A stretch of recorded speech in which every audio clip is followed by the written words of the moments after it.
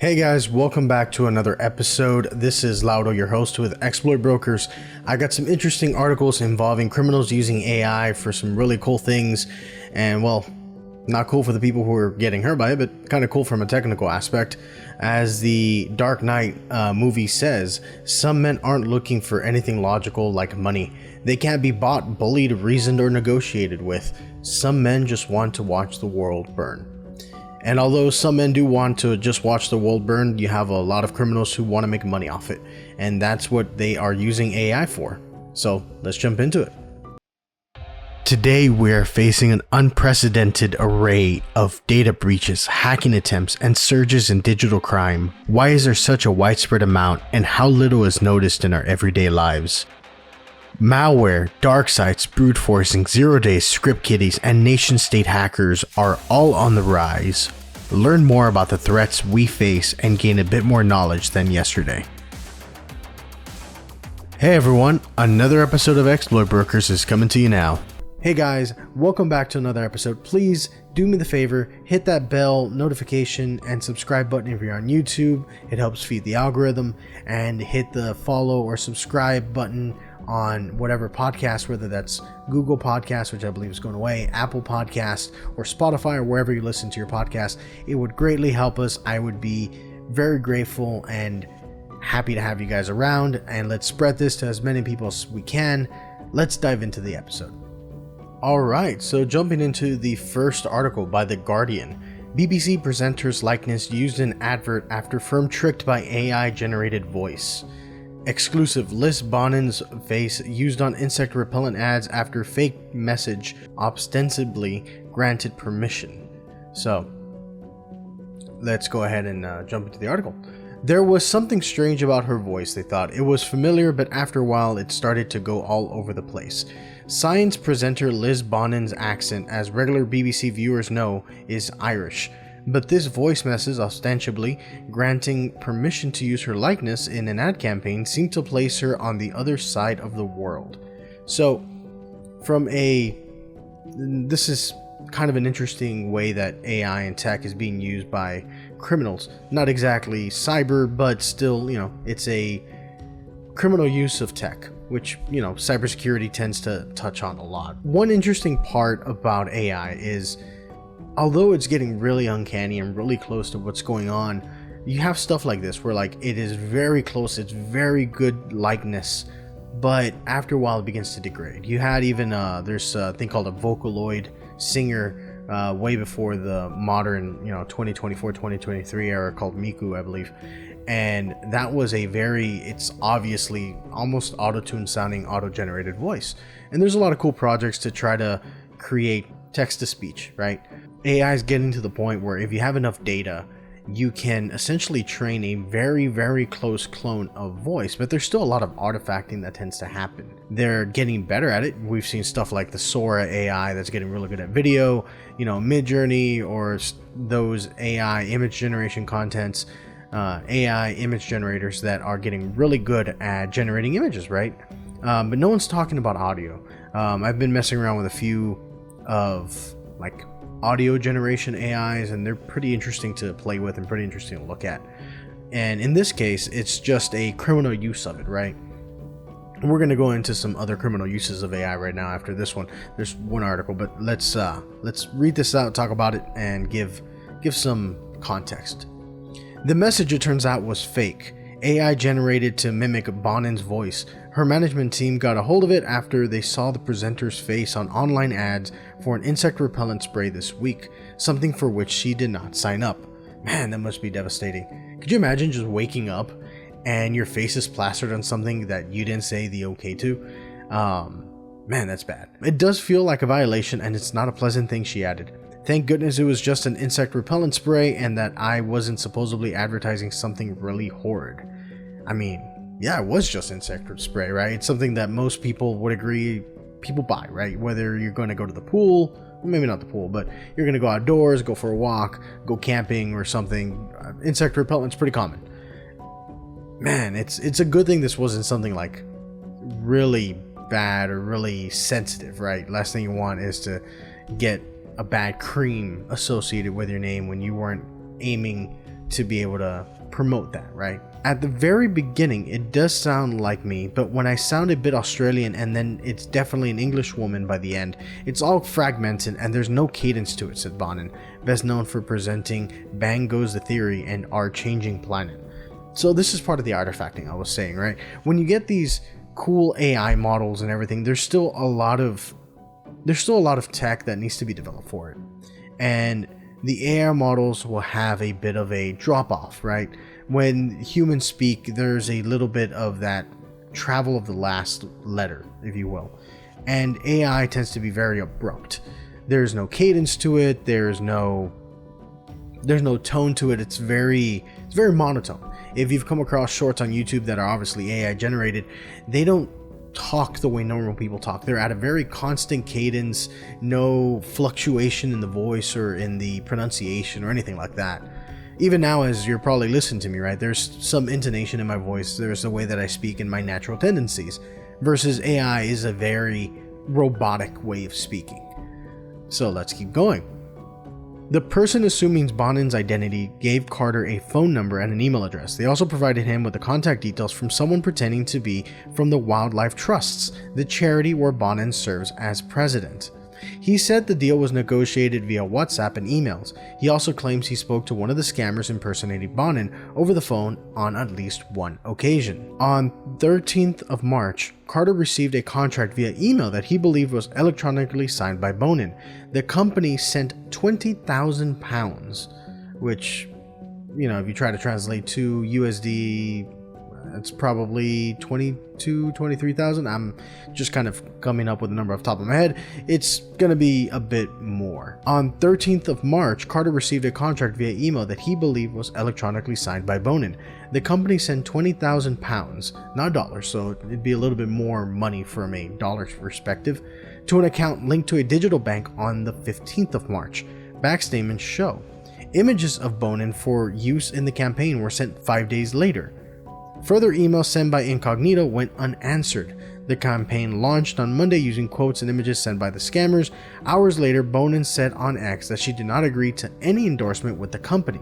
The person impersonating Bonnin texted Carter on Tuesday to apologize and said she was not handling her social media, and also cited server and security issues. At this point, the penny dropped for Carter that he had been duped. So not only did they take advantage of Bonnin because they took her likeness, they took her voice, they were pretending to be her, but they also essentially took advantage of the person who sent them the money, and everyone is losing in the situation, right? Bonnin had her likeness stolen and used for scams, and the person who paid out the money is out the money, right? And not only that, he got his hopes up, who was hoping to get all this stuff done, right? And that's a Howard Carter, the chief executive of Incognito, the company who was doing the campaign or the ad. An interesting part here, and it's something that I will echo. If somebody contacts you and says, hey, let's not go through the professional route, then beware. And yes, this pretty much stands for anything, whether it's you're doing advertisement, whether you're just getting random calls, right? If you get a phone call from someone saying, hey, I am X and Y from your doctor and we need your social security to verify that your stuff is still good with us, don't give it to them. If you get a phone call saying, hey, we need your credit card because we need to confirm X and Y thing, don't give it to them.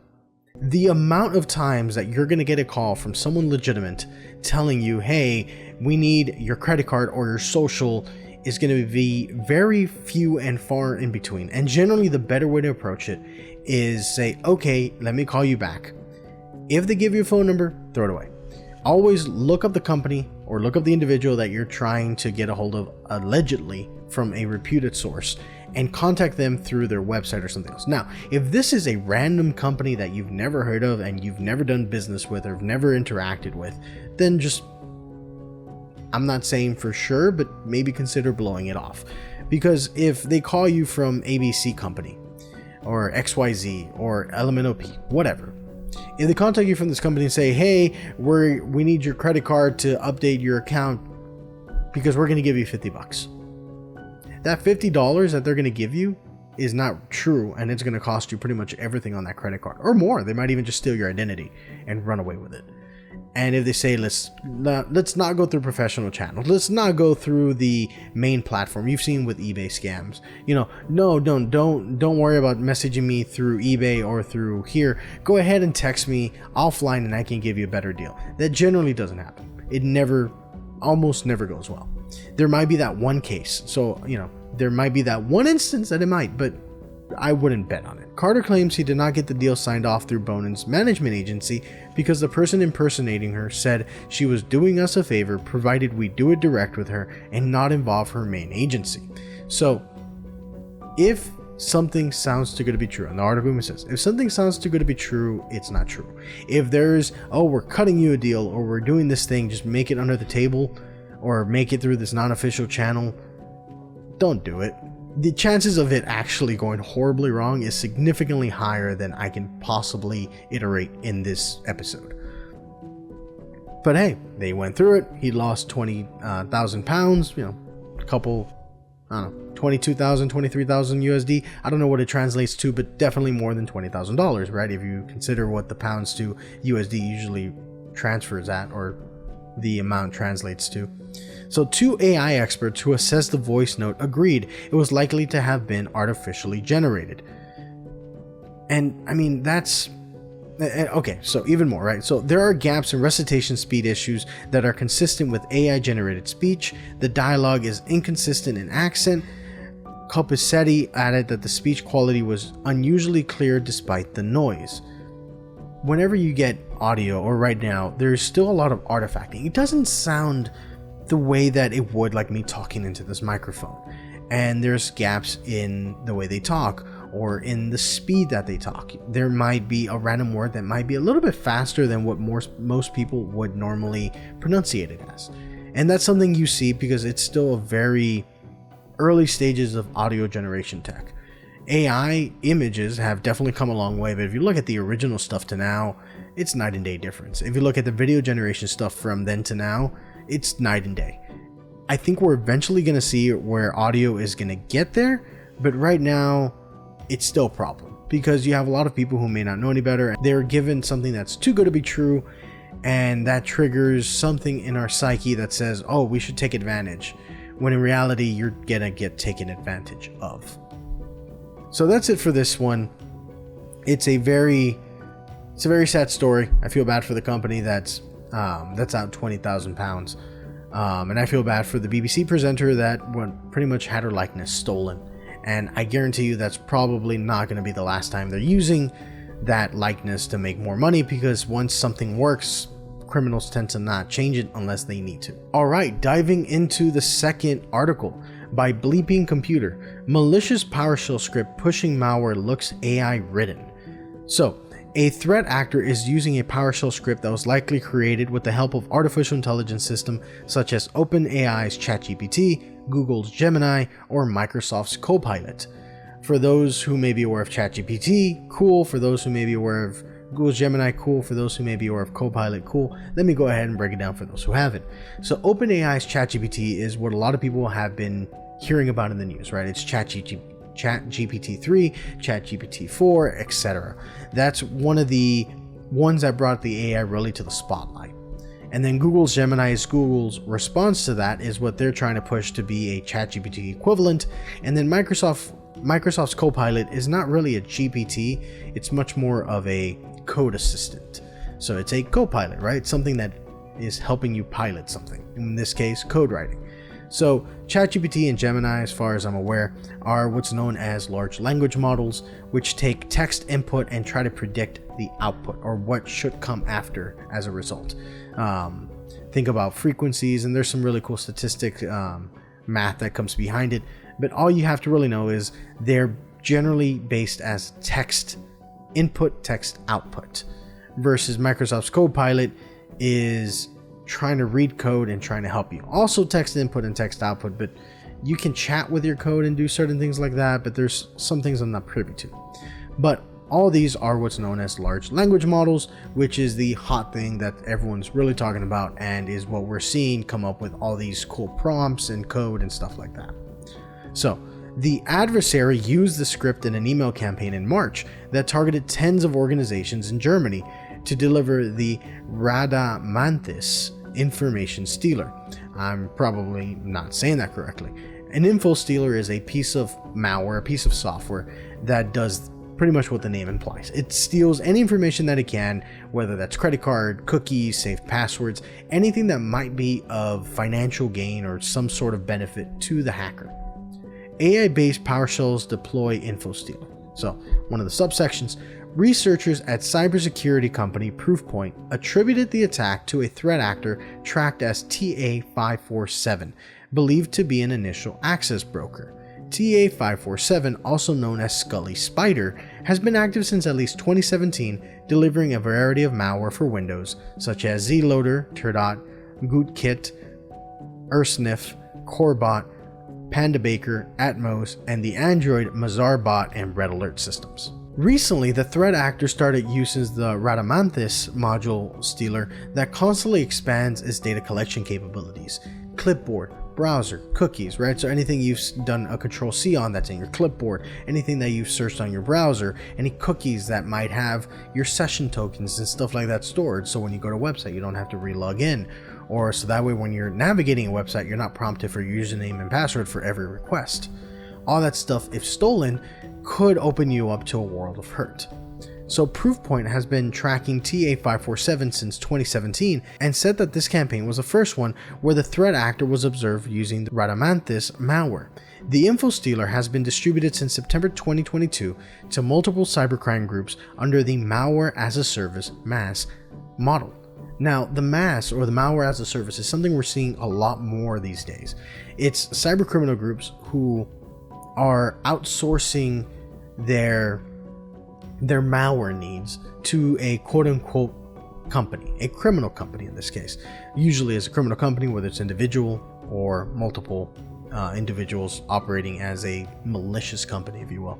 And the malware as a service mimics a software as a service. It's something that you're getting and you're paying for it. So whether they're paying per install or they're paying a monthly, different malware as a service providers have different models for how they price it out, but it's acting the same way that a software as a service would be.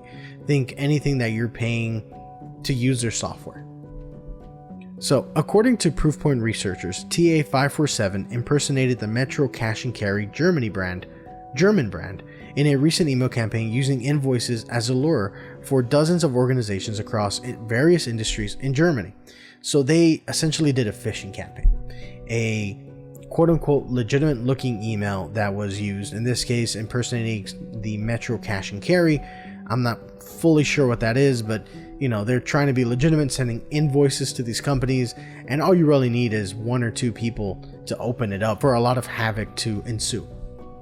The message included a zip archive protected with the password MAR26, which contained a malicious shortcut file, a .lnk.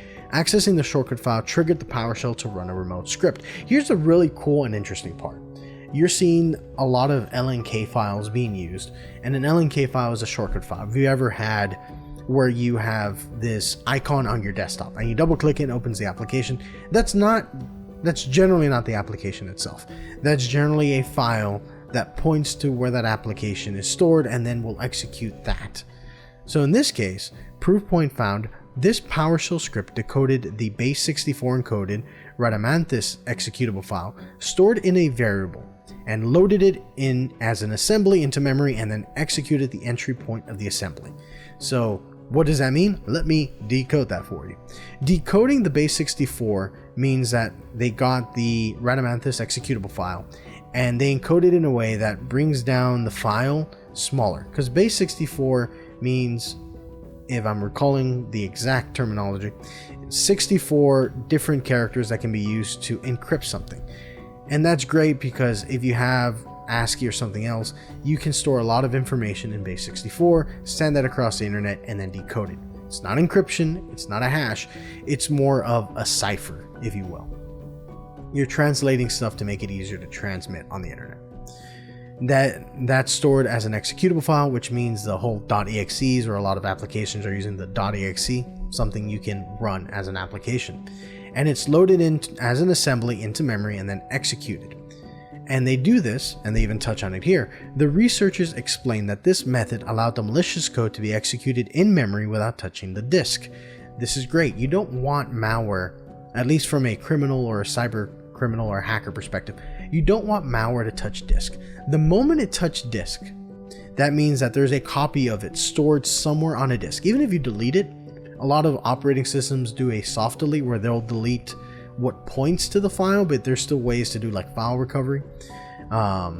So if that thing touches disk, it can get reverse engineered later. Someone can pull that file and try to do some cool reverse engineering where they disassemble it and look at what it's doing, look for signatures and stuff like that. And then once you have signatures or ways to identify it, it's going to be significantly easier to flag in antivirus programs. Just kind of the way it is. It's a cat and mouse game. So analyzing the PowerShell script that loaded the Rhadamanthus, the researchers noticed that it included a pound or hash sign followed by specific comments for each component, which are uncommon in human-created code. I don't know how much of my audience are software developers or coders or hackers, but most developers, and I would assume most hackers, do not comment every line of code. It's just inefficient. Maybe in the beginning when you're barely starting out and you're very noobish to coding, you might, but ultimately it's not useful. I like to believe in the idea that your code should somewhat describe what it's doing. Not always, but it's a good practice to do it that way.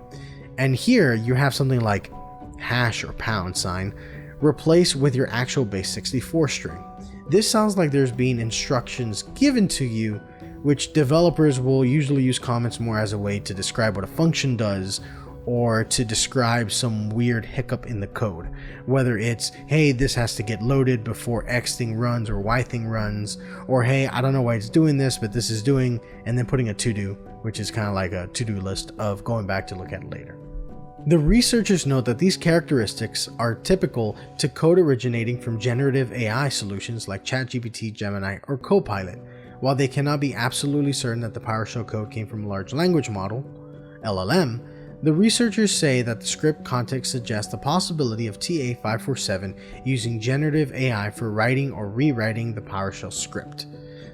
It is something we're seeing. It's developers are using it, IT people are using it. It's only kind of the next fundamental thing that criminals would be using, right? Because criminals, whether hackers or cybercrime, are just kind of like the dark counterparts of IT and developers, right? They're using the skill sets that they have here to commit crimes.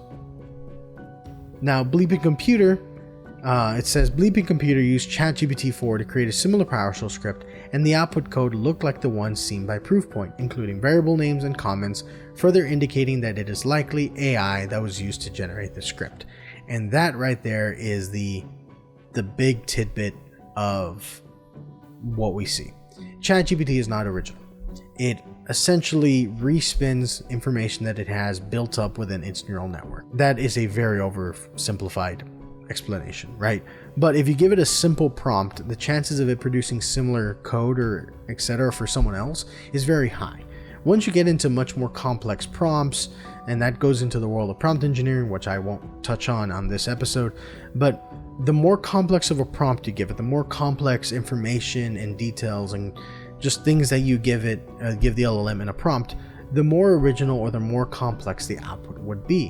When you give it a very simple prompt, it does a lot of assumptions or a lot of simplified pathways, right? Because you're giving it less tokens, less information to work with, so it'll do the best of what it can with that.